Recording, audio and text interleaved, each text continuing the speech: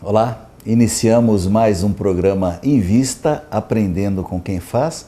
E hoje, telespectador, teremos um programa abençoado. É o empreendedorismo em todas as áreas do conhecimento humano e uma pessoa muito importante, uma pessoa referência em toda a região oeste, o bispo Frei Dom João Bosco Barbosa de Souza, que vai contar para nós um pouco da sua história de vida, contar um pouco da história de trabalho e também falar sobre a fé. Dom João, muito obrigado por nos receber para falar um pouco sobre empreendedorismo. Eu agradeço de coração a TV Osasco e para mim falar sobre empreendedorismo e igreja, eu prefiro dizer que a grande empresa nossa se chama Reino de Deus, iniciada por Jesus Cristo há 2000 anos atrás. Portanto, é uma das empresas mais antigas que existe e cresce até hoje e é um grande exemplo de empreendedorismo dele, o nosso patrão, o nosso mestre. Então, João, eu vou pedir desculpas antecipadas se tiver algum deslize, porque tecnicamente nós não sabemos os termos todos. A primeira dúvida que eu tenho tem o Frei, o bispo, Frei Dom João Bosco, Frei, o padre, o bispo. O senhor pode esclarecer para nós esses títulos? Pois bem, a palavra correta para aquele que é ministro de Deus, ordenado pela igreja, é Dom, o Dom João Bosco, que é o bispo de Osasco. Acontece que o Dom João Bosco é também membro de uma congregação religiosa, que se chamam de freis. Então, antes de ser Dom João Bosco, eu sou Frei João Bosco. E juntando isso, fica Dom Frei João Bosco, bispo de Osasco. Muito bem. O senhor é de Guaratinguetá, né? Mas na sua história, Pato Branco, Ribeirão Branco, o pessoal de lá está pleiteando a sua cidadania de lá, né?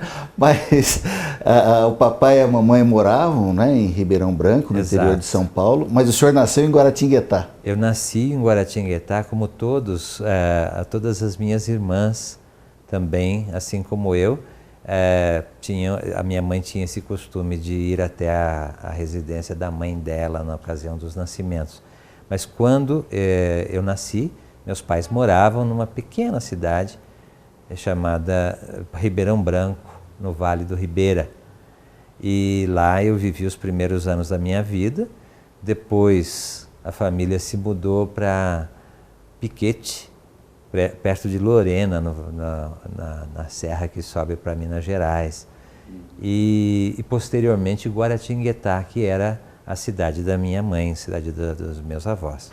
Então ali eu vivi a minha infância, até que num determinado momento houve um chamado de Deus e eu fui para o seminário para me tornar um franciscano, em primeiro lugar, um religioso franciscano e posteriormente sacerdote. O senhor foi aos 11 anos de idade, não é?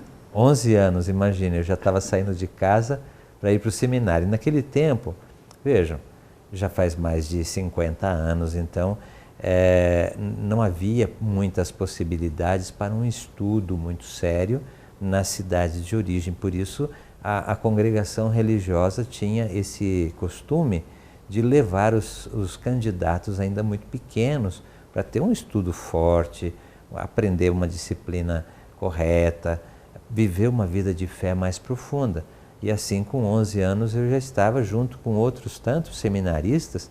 Olha, nós éramos mais de 300 no seminário de Agudos, no interior de São Paulo. E ali eu fiz o segundo grau, terminei o primeiro grau e fiz o segundo grau também nessa cidade. Bom, João Bosco, o fato de Guaratinguetá ser a terra do primeiro santo brasileiro, Frei Galvão, influenciou os jovens, influenciou na vocação para servir a Deus ali como religioso? Eu acredito que o ambiente religioso interfere sim na vocação. Eu tenho que agradecer a Deus porque eu tive uma família muito devota e muito religiosa e muito franciscana, por isso que também eu entrei pelo caminho do franciscanismo. Frei Galvão foi um franciscano que é nascido em Guaratinguetá e viveu praticamente toda a sua vida em São Paulo. É conhecido o Mosteiro da Luz, que ele ajudou a construir com as suas próprias mãos. Ele morou no Largo São Francisco, que é até hoje um convento franciscano. E Frei Galvão teve a sua influência, mas agora, recentemente, a partir da sua canonização. Agora, perto de Guaratinguetá também fica a cidade de Aparecida, que é a capital mariana do país. Então, eu acredito que tudo isso faz com que aquele ambiente religioso que havia na cidade e que havia na minha família, fez surgir também o chamado de Deus. Nós podemos transportar um pouco para fora, vamos dizer, do âmbito religioso, para o empreendedor, dele estar também no ambiente adequado, procurar pessoas e procurar ambientes adequados para o seu desenvolvimento, pode também ser uma coisa muito útil para a carreira, enfim. Na verdade, no mundo religioso, nós não entendemos o nosso trabalho como uma carreira. Mesmo, às vezes as pessoas perguntam para a gente, como é que o senhor chegou nessa função como bispo? Como é que é a carreira para chegar até esse ou aquele ponto? Depois de bispo fica cardeal, fica papa? Não é bem assim que acontece na Igreja Católica. Primeiro porque nós entendemos que todos esses trabalhos, essas funções, esses encargos, são chamados de Deus. Não se faz carreira. Eu tinha o sonho de ser religioso franciscano. Eu tinha o sonho de ser padre, jamais de ser bispo. E se eu pudesse escolher hoje, garanto a vocês que eu preferia continuar como pároco, muito em contato com o povo de uma paróquia. A vida comunitária é uma coisa muito atraente, diferente da função de bispo, que é mais um supervisor. E então acaba ficando um pouco distanciado do povo. O meu sonho era ser padre, era ser franciscano. Deus quis assim, e assim é com aqueles que Ele escolhe para esta ou aquela função. Se eu for escolhido para outra função, eu vou aceitar da mesma maneira, não se trata nem de concurso e nem de carreira.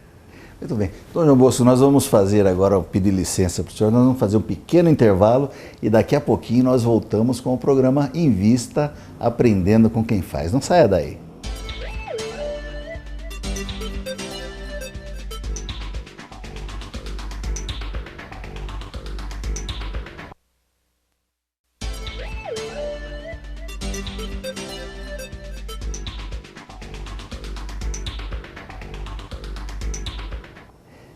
Voltamos com o programa Invista, Aprendendo com Quem Faz.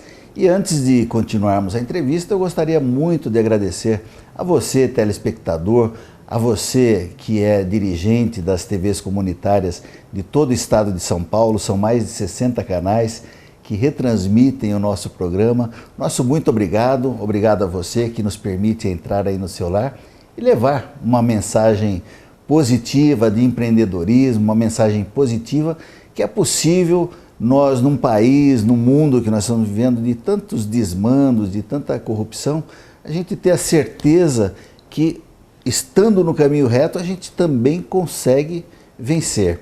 E falando hoje aqui em Osasco, aqui na Cúria, em Osasco, na diocese, com o bispo da Diocese de Osasco, Dom João Bosco, que é bispo de 13 cidades, são 13 municípios, né, João Bosco?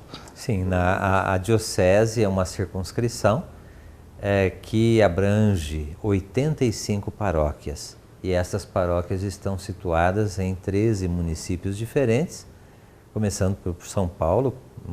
O município de São Paulo tem algumas paróquias, e também Osasco, Barueri, indo pela linha da Castelo Branco aí até Jandira, até Itapevi. Aqui pelo lado da Raposo nós temos Cotia, até Ibiúna, Alumínio faz parte dessa diocese. Então essa região, formada por 85 paróquias com mais de 500 comunidades, é o que nós chamamos de Diocese de Osasco. Para o nosso telespectador, que nos assiste de outros rincões aí do estado de São Paulo, nós estamos falando, telespectador, numa região aproximadamente com 3 milhões de habitantes, ou mais, 3 milhões de habitantes, representa alguns países aí da Europa, por exemplo, alguns países pequenos. Não?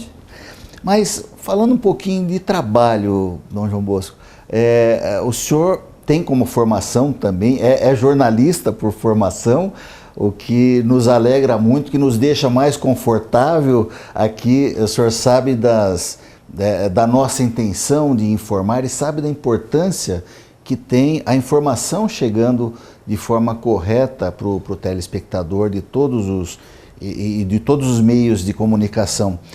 E o senhor foi por 8 anos, trabalhou como tendo diretamente o vídeo, né, nas mãos, e manuseando, enfim. Na verdade, eu sempre gostei da comunicação. E já como padre, eu fiz o curso de jornalismo na PUC, em São Paulo, e tive a oportunidade, então, de começar um trabalho na área de comunicação, dirigindo uma produtora de audiovisuais no Rio de Janeiro, por 8 anos. Essa empresa depois foi assimilada pela editora Vozes, mas a partir dali eu trabalhei ainda por 7 anos com rádio e televisão no Paraná, na cidade de Pato Branco, onde os franciscanos têm essas emissoras, e assim eu pude entender que a comunicação tem tudo a ver com o Evangelho. O Evangelho é boa notícia, e comunicar o Evangelho, a gente podendo fazer com as ferramentas da comunicação, multiplica a palavra de Cristo. Então, eu acho que antes de qualquer púlpito, de qualquer microfone de igreja, quando a gente encontra nos meios de comunicação caminho para chegar até as pessoas, é o Evangelho que vai chegando. É a palavra de Cristo que transforma os corações. Então, eu hoje consigo somar muito bem esse gosto pela comunicação com o trabalho da evangelização. Nós estivemos no Paço Municipal, na Prefeitura, na Sala Osasco, quando o senhor foi falar da campanha, fez uma palestra sobre a campanha da fraternidade desse ano, e eu me recordo bem que o senhor falava que Jesus, né, Jesus Cristo, né, ele fez um ato de marketing quando, eu queria que o senhor explicasse isso, quando ele chama os apóstolos, né, e lava os pés dos apóstolos, né, foi uma ação de marketing, mas eu queria que o senhor falasse um pouquinho sobre isso. É bom que a gente entenda bem, porque senão vão me acusar de fazer um erro teológico. Né? Não. Na verdade, Jesus Cristo não teve intenção nem de fazer um gesto que seja assim, vamos pegar pelo pior sentido, que seja falso para convencer as pessoas de alguma coisa. Nada, jamais. Mas o que eu disse foi que aquele gesto de lavar os pés dos discípulos, ele tem um conteúdo simbólico tão forte que o marketing usa realmente isso. Através da linguagem simbólica, ele passa uma mensagem. E o que acontece exatamente na campanha da fraternidade, eu tenho aqui o livrinho da campanha, o gesto do Papa lavando os pés de um jovem, como é costume fazer na Semana Santa, é simbólico para nós de como a igreja deve servir. Então eu dizia nessa ocasião que foi um gesto de marketing que Jesus fez. Mas entendam, no sentido mais positivo e verdadeiro do marketing, que é oferecer uma mensagem forte. e foi isso que ele fez com esse gesto do lava-pés. Mas eu acho que é muito legal nós temos hoje, a igreja hoje, ter essa liberdade para falar, para discutir e até se posicionar, vamos explicar o que é isso, porque é muito simbólico, né? O Papa Francisco, ele é uma pessoa, uma entidade, é um ser iluminado que usa muito bem essa questão do marketing de forma positiva, não é pecado. Não, pelo contrário, ele faz gestos fortes e que são muito verdadeiros, conforme a gente conhece, é da própria personalidade dele, esse cuidado para com as pessoas mais pobres, esse sorriso permanente, não é nada de falso, é pelo contrário, é isso que ele é. Então, a igreja pode sim se servir dessas ferramentas do marketing para levar uma mensagem que é verdadeira, que é a boa nova do Evangelho, sem dúvida nenhuma. Aliás, o Papa Francisco eu acho que é uma unanimidade, né? Porque nós vemos comentários de várias religiões, de várias religiões, o evangélico, do espírita, enfim, falando da figura que ele representa, né? E o avanço que a igreja teve em tê-lo aí à frente, conduzindo o rebanho católico. Você tem razão de dizer, Paulo, que ele é quase uma unanimidade, porque tem possivelmente pessoas que não estejam dentro dessa unanimidade, mas esses necessariamente ficam quietos, senão apanham, se falar mal. Então a gente tem que dar graças a Deus por ter escolhido uma pessoa tão boa para esse momento da igreja. O que eu posso dizer, interpretando Francisco, eu diria o seguinte, quem faz sucesso mesmo é o Evangelho de Cristo. Quanto mais alguém se aproxima do Evangelho, e é o caso do Papa, mais ele é unanimidade. Eu te dou um outro exemplo. São Francisco, por exemplo, um homem que foi tão centrado no Evangelho que muitas religiões admiram e muitos que não têm religião entendem que ser como São Francisco é bom. Por quê? Porque através da sua presença evangélica, ele convence. O que dificulta muitas vezes é que nós nos afastamos do Evangelho por alguma razão, por fraqueza nossa. A própria igreja muitas vezes tem atitudes que não são totalmente evangélicas. Então, aí se cria uma diferença entre o que a igreja é e o que o Evangelho é. Mas, de fato, nós todos precisamos nos aproximar de Cristo, essa que é a grande mensagem. Eu me lembro do Papa Bento, quando um jornalista perguntava para ele, santidade, os fiéis estão se afastando da igreja, o que o senhor vai fazer para convencê-los a voltar? Ele falou, nada, a única coisa que a gente precisa fazer é a gente voltar ao Evangelho, é a gente ser o que Jesus Cristo pediu. O restante é consequência disso. Muito bem. Então, João Bosco, nós vamos ter que fazer mais um pequeno intervalo, vamos voltar daqui a pouquinho, falando com Dom João Bosco, que é o bispo da Diocese de Osasco. Não saia daí, daqui a pouquinho nós vamos continuar com você.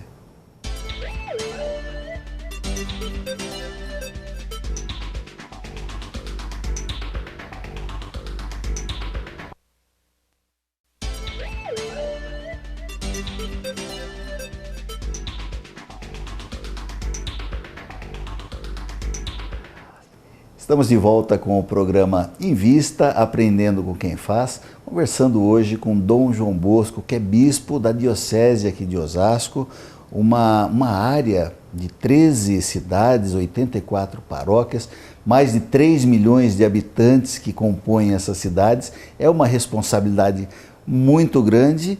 E falando em responsabilidade grande, eu queria saber do senhor, bispo, como é que a igreja se mantém tão unida, é um corpo tão grande? A gente pega esse exemplo, o senhor é bispo de uma diocese, tem 3 milhões de habitantes. Como é que a igreja consegue, ao longo aí desses 2000 anos, né, se manter unida com esse corpo tão forte? É uma história longa, de fato, e que tem naturalmente seus altos e baixos, né? Durante esse período de 2000 anos, a gente encontra diversas fases na organização da igreja. Naturalmente que ela começa muito pequenina, dentro do Império Romano. Mas em poucos anos, digamos assim, em torno de 200 anos, o cristianismo se torna a religião oficial do Império. E acompanha todo o período do Império Romano até o século V, quando começam a transformação sociopolítica do mundo. A igreja novamente dá outro passo e acompanha esse período até a Alta Idade Média, o período feudal. Depois ela passa adiante nos períodos seguintes, aí começa o Renascimento e vai até os tempos modernos. Ela vai devagarinho, ela vai se preparando para os diversos momentos do mundo.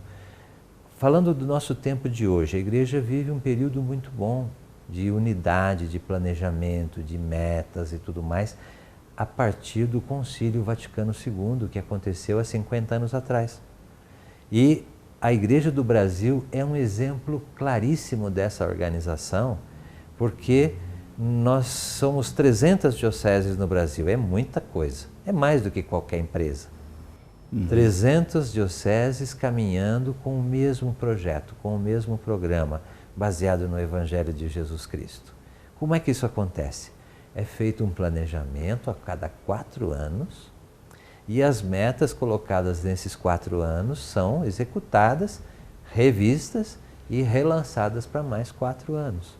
Isso vai acontecer agora, no mês de abril, em Aparecida, quando todos os bispos vão estar juntos ali, revendo as metas dos 4 anos passados e fazendo já o planejamento para os 4 anos seguintes. Então o Brasil inteiro se junta diante disso. Mas notem, não é apenas o Brasil. O Brasil está inserido dentro do conjunto do continente latino-americano, onde há também um trabalho em conjunto. E com toda a igreja no mundo inteiro, ao redor do Papa Francisco, onde também as grandes linhas do trabalho da igreja são formuladas e seguidas. Então não é Dom João Bosco que inventa as coisas aqui na Diocese de Osasco. Ele é um servidor de Jesus Cristo, servidor da igreja, que coloca em prática aquilo que a igreja de Jesus Cristo no mundo inteiro realiza. Dom João Bosco, nós, dentro dessa filosofia da campanha da fraternidade, que é servir acima de outros verbos, né? Que é servir, o que a Diocese de Osasco, nesse contexto latino do nosso continente e contexto mundial, o que o senhor tem planejado para a nossa Diocese aqui, o que a igreja vai fazer aqui nos próximos meses, anos? Bom, vamos partir do seguinte: a Diocese de Osasco, ela segue o planejamento da própria igreja. Então, a campanha da fraternidade é um programa de evangelização que tem as suas metas e, entre elas, o principal é o trabalho social da igreja, aquilo que a gente chama de pastorais sociais.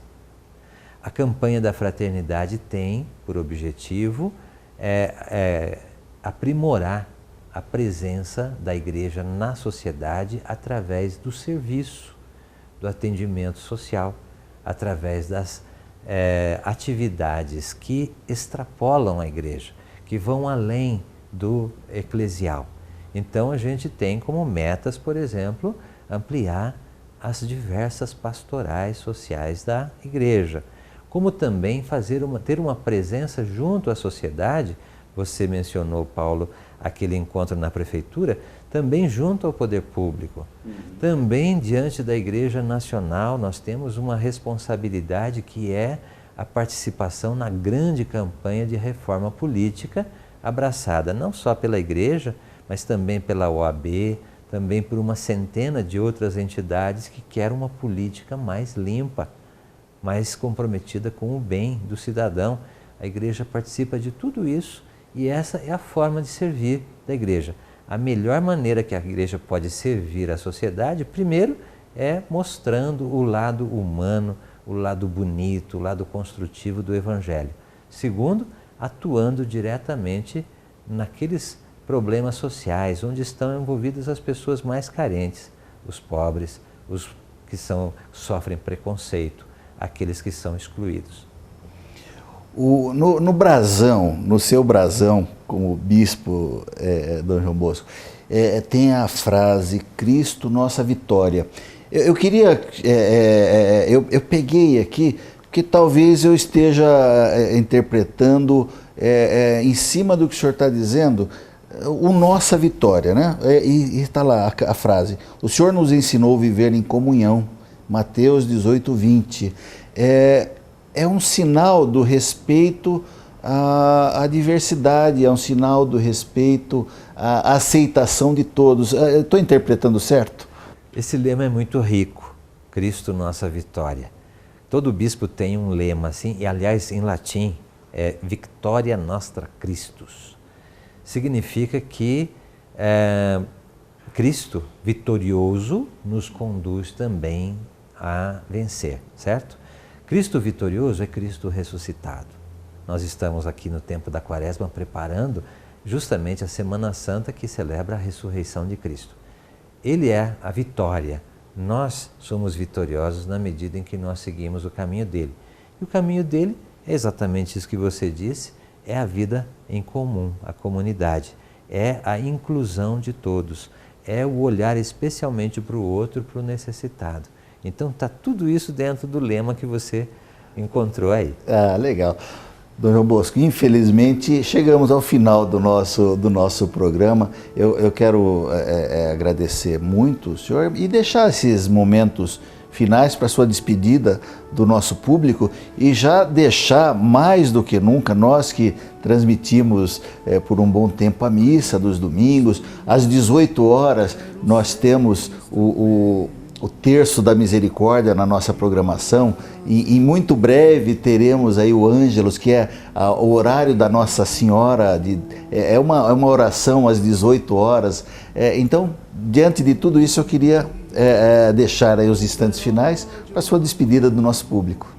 Eu só posso agradecer à TV Osasco e aos telespectadores por esse momento de poder transmitir um pouco de Deus, mas sobretudo sabendo que a TV Osasco abrange praticamente o território da nossa diocese, eu queria me colocar à disposição para poder transmitir essa palavra de Deus de muitas maneiras através desse meio tão bonito e tão eficiente que é a TV.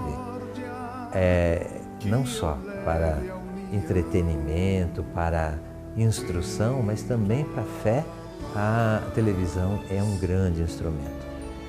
Quero então agradecer e pedir a todos que nós sempre sejamos capazes de servir uns aos outros.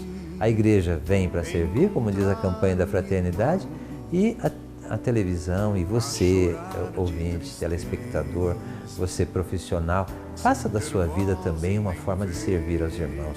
É essa a mensagem final. Muito obrigado, Dom João Bosco. Agradecemos em primeiro lugar a Deus que nos permite estar aqui, entrando no seu lar, levando um pouco de coisa boa nesse dia a dia que nós temos, às vezes, tão atribulado. O programa Em Vista vai ficando por aqui. Continue aí na programação local da sua cidade. Um grande abraço. Onde a ofensa que dói, que eu leve o perdão. Onde houver a